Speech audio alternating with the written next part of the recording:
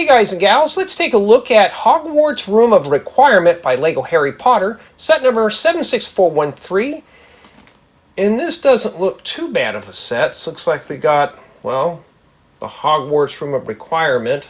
We get 5 minifigures, including Harry Potter. It doesn't look too bad. And here's the back side of the box. And this set was provided to me by the LEGO group for review. Well, I hope there's not stickers, but we all know how that's going to be. Yeah, not too bad. Well, let's see what this set looks like. First, let's start with the minifigures. Off to the left, we have Harry Potter. Here we have, and my apologies, Hermione Granger. Then we have, right here, we have Draco Malfoy, the Great Lady, and Blaise Zabini. At least I could pronounce that one correctly. And for the most part, these are really nice. Print work on both front and back, and some of these figures do feature double-sided heads, except for Blaise. He doesn't have one, obviously, because he's got the skin fade crop. They all have their wands, except for Great Lady. And we can't forget about the Fiendfyre serpent. Just going to sneak him in here.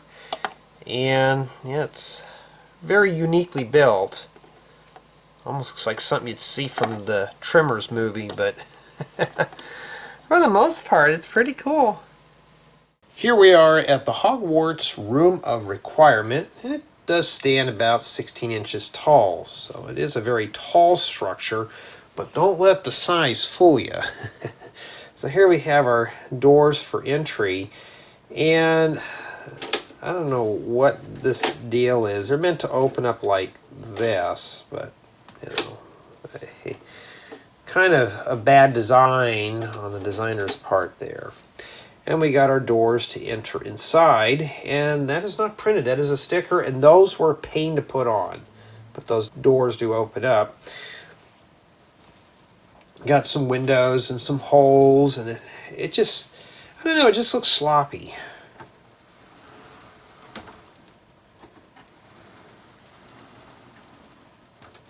And this build here likes to rattle around, so obviously it's, you know, it's a bit top heavy. I've almost had it fall over a few times. So obviously you can tell right here, you could rearrange the floors and add things to it and move towers around and all that stuff. But when you're building this, it looks like it opens up, but for some reason it's not opening up anymore. So I think that might have just been for looks. I don't know.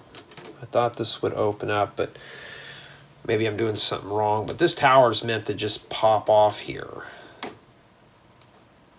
So you can pull that off and move it around and stuff. Now for me, I'm just going to keep it here.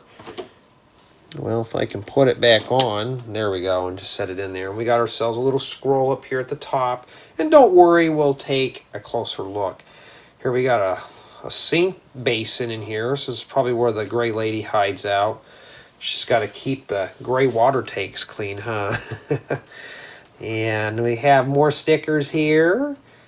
And we got some junk piled in here and stuff like that. And let's close these doors. And yeah, it looks solid, but it's, look at the size of the sides here. What is that, 8, 9 studs? It's not really that impressive. It just looks big until you get back here. But the one thing you've noticed, though, you can play with this. You have access to the interior here. You have access to the parts. And all this stuff does come out. So you can take these pieces out of here. And they just rest on some jumper plates. So, and it just makes it easier to move the furnishings and accessories around. Sometimes things will just come crashing off and break off and fall off, but it's a Harry Potter set, you know. Somebody's been using too many spells and potions in here to make the stuff go all crazy. Well, let's take a closer look. Here's a close-up of those doors and those crooked stickers. I tried my best to put those on as straight as I could, but well, pretty much failed. I like the style of that window. There's the roof. It does have multiple colors. We have the medium nougat profile bricks and the tan facade and stuff like that. And that's pretty much the tour for the exterior. Not a whole lot to it. So let's head into the interior here. And this thing is so flimsy that they even use some of these transparent sticks with the flange to hold all this together. First I thought those were going to be used for like some type of floating things in here. Maybe Harry Potter's going to go on a hiatus and make everything float. No, that's not what it's for. And in here we have the interior, and despite of what this is, it's not too bad. Let's start up here. We got this little scroll, probably a spell or something, and that sadly is a sticker. Come down here, we have a sink basin, and whatever you do, just don't drop anything down in there. You have to go down to the first floor to pick it up. I guess that's where the Gray Lady hides, and here we got a spot here on the roof. This is going to be a spot here where everybody's going to mostly be playing with here. And as you can see, here's some of the accessories. So we got ourselves like a little candlestick and some armor and some piled junk in the back. And a little Zubat. I don't know what he's called, but I call him a Zubat. And on this side here, we got more junk. If you notice, we got, looks like some kind of trophy. Maybe a set of trophies on both sides. So this one here we got ourselves, looks like what a little Victrola record player. And some books and boxes. And I like the style of that chair there with these. I think these are handles with sticks. And I like that because I may snag that and use it for some of my own mocks. And there's some of the stickers there. I couldn't get that straight, so it is what it is. And yeah, it's pretty much playable. And yes, this stuff does come out. Whoa, well, you can obviously tell. Let's just take a closer look at that. So there's that chair.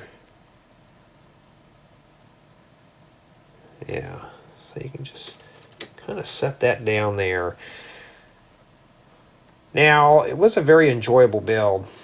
It wasn't lame or boring or anything like that. But I was expecting a little bit more out of this. And that's pretty much about it. And these extra pieces are meant to move towers around. Like you can just take this off and put it down here if you want, or could even be added on to the Hogwarts castle. Here's these doors here. Yeah, I'm not sure why this is designed the way it is, but that's what it would look like if it was perfect instead of this. But there you go. Yeah, not too bad.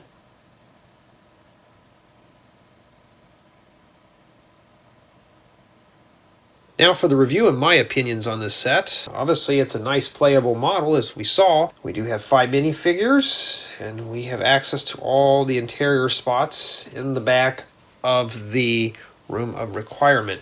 So it is a fully playable model. I had fun messing around with it and stuff. Now for build quality, building it just seemed a bit flaky at first. You know, it just kind of seemed a little bit unstable, and that's probably why they had these supports and stuff in here. But honestly, just looking at this though, I don't know, it looks a little bit unfinished. It's like something that somebody just slapped together out of some parts that they had in their collection. I really, these holes and lots more holes. These doors don't close up right. Even the Fiendfyre serpent's even kind of just sitting there going, oh no. And the stickers didn't make this any better either. My build experience though on this set was just average. So in addition to the build quality, the build experience to me was just average. I didn't really learn anything new in terms of building techniques. Maybe the chair and that record player, but for the most part, I just felt like this thing was just kind of thrown together. It just wasn't really my style of build here. And I think the minifigures make up for it. Now, could this be dropped in a Lego city? Not really. You're going to have to finish up the other 3 sides of this. But I think it's meant to be combined with the Hogwarts castle or with other Harry Potter themes. So standalone, this set will still have its full playability and functionality. It just seems a bit incomplete. Now, if you really like to expand on this and make a bigger mock out of this, you sure can. We've got the minifigures, the accessories, and at least somewhat of a build idea for this. Okay, so it's not too bad. The only drawback that I really saw with this set was the amount of stickers for such a small build, mainly the doors. If you watch the build exploration, you know how painful those were to put on, and I didn't even get them on there straight, so I don't think a child of 8 years of age or older is going to be able to put those on there any straighter. Oh, they might, but I had a hard time getting those stickers on there straight. Nexo Knight shells weren't too bad, but I don't know, I just kind of wish LEGO would start printing this stuff out a bit more. It just makes the set seem a bit more on the cheap side. It just seems like it was just kind of thrown together. So am I really satisfied with this set? I'm going to be honest with you, no. For me, anyways, I'm not really into the Harry Potter theme, but if I had to depend on just this set, I would have to frown away from it. But like I said, though, the 5 minifigures are pretty cool, and the Fiendfyre serpent. That's probably the only things I can think of that I would ever take out of this set. Tell me what you think of this set.